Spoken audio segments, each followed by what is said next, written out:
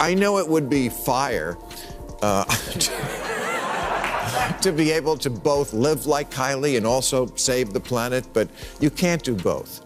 Last year, when Australia was devastated by wildfires, Greta reminded us that we still fail to make the connection between the climate crisis and increased extreme weather events.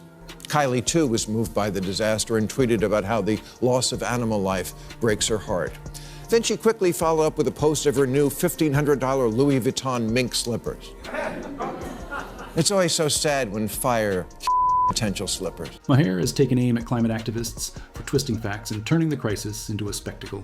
On Real Time with Bill Maher, the sharp-tongued host called out those treating climate change like a vanity project rather than the urgent global emergency it truly is. He warned that this fight isn't about hashtags, headlines, or performative protests. It's about saving the planet. We need heroes, Maher declared, not influencers chasing clout. The stage is set, and Maher just lit the fuse. Buckle up. It's about to get heated. Climate conference is underway in Glasgow, Scotland, and Greta Thunberg has once again shown the world that she is the conscience of her generation. Someone must tell her, you may be the conscience of your generation, but you don't represent it. I really wish you did, Greta, but you don't. But I can show you who does. Greta, you have 13 million followers on Instagram, which is great.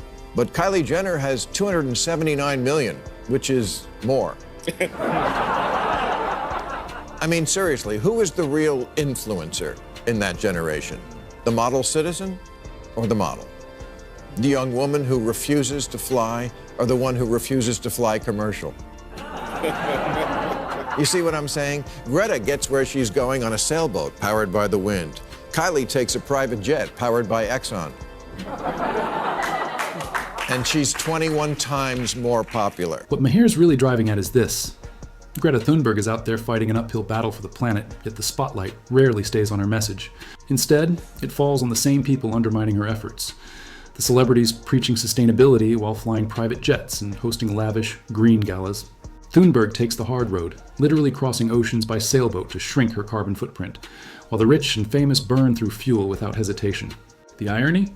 They're the ones with millions of followers, endless likes, and nonstop praise. It's a perfect snapshot of our times, where genuine effort earns quiet respect, but hypocrisy in designer clothes goes viral. Maher isn't mocking Greta. He's highlighting the imbalance, the difference between real activism and performative environmentalism. Greed against comfort or capitalism. I'm fond of both. And I give Kylie credit. She's built a massive business empire without ever releasing a sex tape.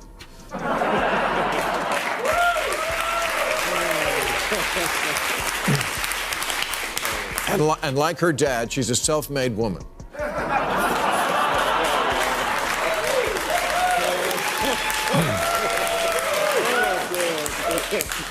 But Kylie embodies and embraces a lifestyle that is pretty much the opposite of carbon neutral. And the younger generations love it. Last week, Kylie posted a tour of her shoe closet, which houses well over 1,000 pairs. She also has entire rooms of things she only's worn once. I don't think Greta would approve of. Maher believes the fans share a big part of the blame too. He argues that people are far more drawn to the glitter and glamour of celebrity culture than to the real issues shaping the planet's future. It's easier to double-tap a pop star's beach photo than to read about melting ice caps. Our obsession with fame has built a world where style always outshines substance. Maher paints a vivid image. Picture a climate activist hosting a summit in the same city where a pop star is performing. Who gets the crowd? The concert, obviously. The activist's urgent message echoes through half-empty chairs. Maher's point lands hard. The problem isn't awareness, it's attention.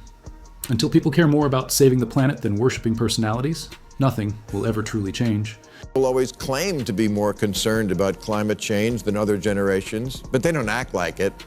They throw around buzzwords like sustainable and shame people who forget to bring a cloth bag to Trader Joe's, but one of their favorite YouTubers is Mr. Beast, who's famous for stunts like, I gave my 40 millionth subscriber 40 cars.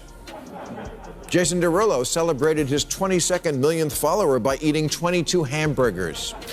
The cognitive dissonance between planet-destroying conspicuous consumption and planet-saving rhetoric is breathtaking. You say you love Greta and her message, but everything else you love is a climate disaster. Far from rejecting consumerism, Young people are so obsessed with labels that venerable fashion houses like Balenciaga have pivoted from selling couture dresses to rich women to selling baseball hats to teen. Bill's absolutely right. Too many people talk about saving the planet, but rarely live by their own words. They post slogans about sustainability, share dramatic photos of melting ice caps, and hashtag #save the Earth. Yet their daily habits tell a different story. The same people who blame corporations for pollution don't hesitate to take multiple flights a year, drive gas-guzzling SUVs, or waste energy at home. It's environmentalism without sacrifice, a feel-good kind of activism that photographs well but changes nothing. Maher's point hits hard. You can't claim to love the Earth while living in ways that harm it. Real progress isn't built on slogans or social media virtue. It comes from discipline, accountability, and consistency. Until people start matching their actions to their ideals, all that talk about saving the planet will stay just that, talk. Something, get the money to pay $400 for a hat that borrows the Bernie Sanders logo because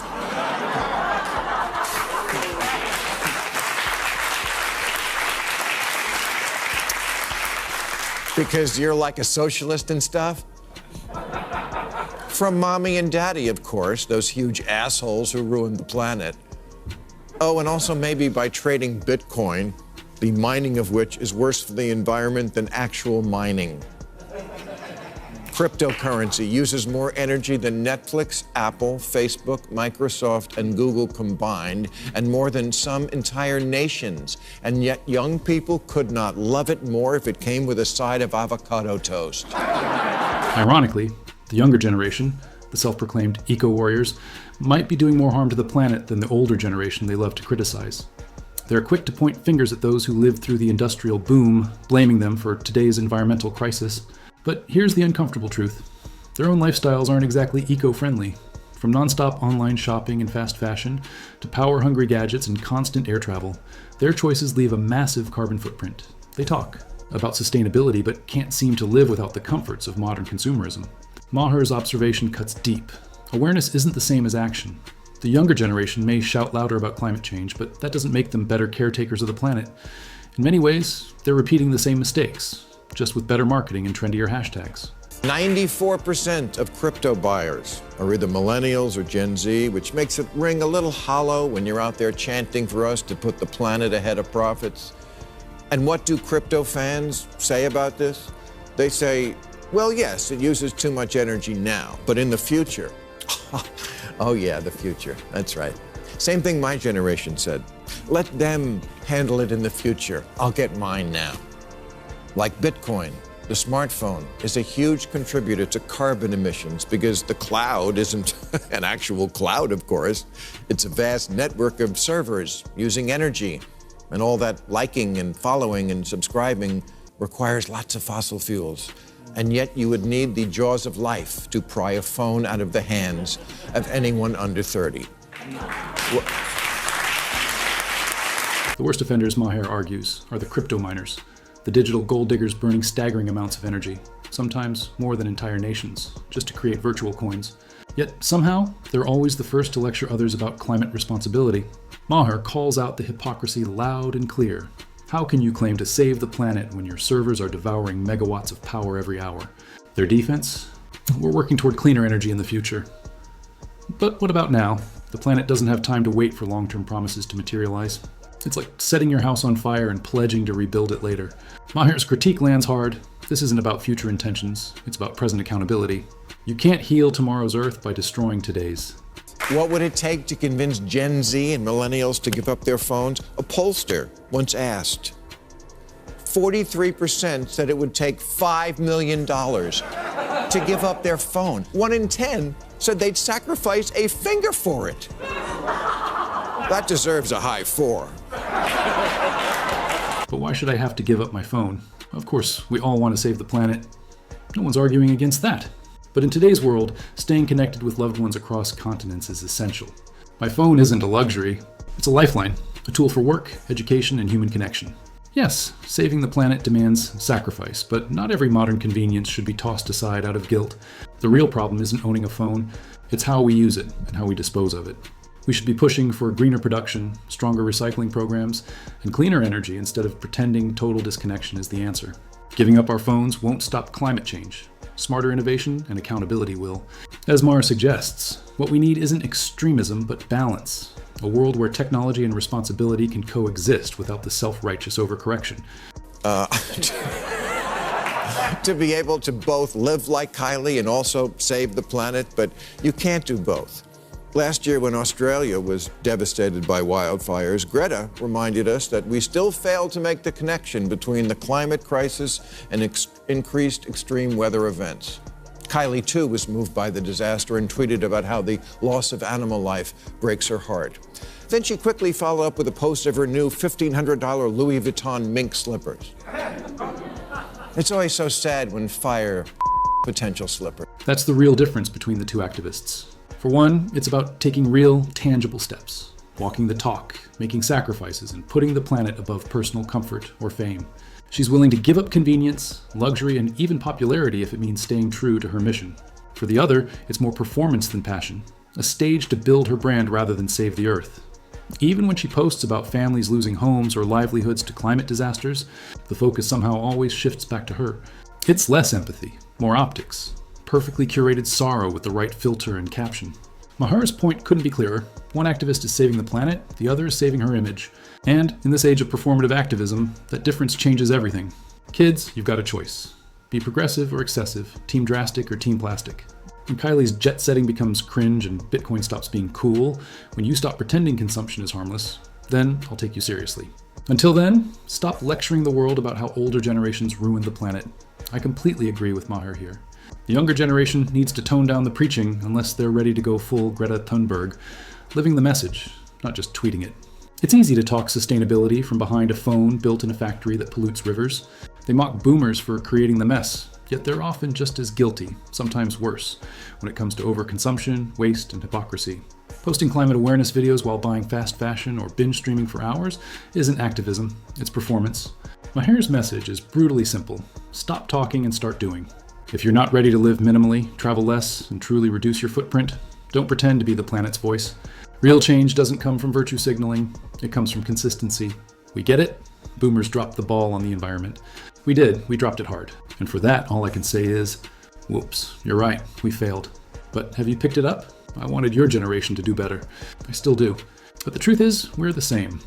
All talk, endlessly seduced by comfort, luxury, and consumption. So that's the crossroads. You can either be the generation of fake filters and private jets, or the one that actually saves the planet. But you can't be both, because fake virtue, like fake plastic, isn't biodegradable. Maher ends with a sharp challenge to the youth, a call to choose their side of history. Will they live like Greta Thunberg, sacrificing comfort for conviction? Or like the celebrities who talk green but live in excess? Maher isn't asking for awareness. He's demanding integrity. It's not enough to repost climate facts or wear eco-friendly slogans. He's urging them to prove their beliefs through action, to do the hard work when no one's watching. The planet doesn't need more influencers pretending to save it. It needs people willing to act, quietly but consistently. Maher's message is both a warning and a dare.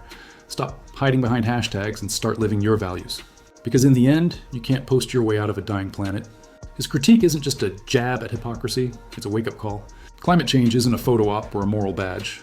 It's a global emergency demanding real action. From celebrity hypocrisy to generational contradictions, Maher lays bare the gap between saying and doing. His message to the youth is simple and sharp. Choose your side. Live like Greta, with sacrifice and sincerity. Or admit that comfort matters more than conscience. The planet doesn't need another trending cause. It needs commitment, because talk won't save the Earth. Only truth and action will, and with that, we wrap up today's video. If you enjoyed it, hit the like button and subscribe for more videos like this. Thanks for watching, and I'll see you in the next one.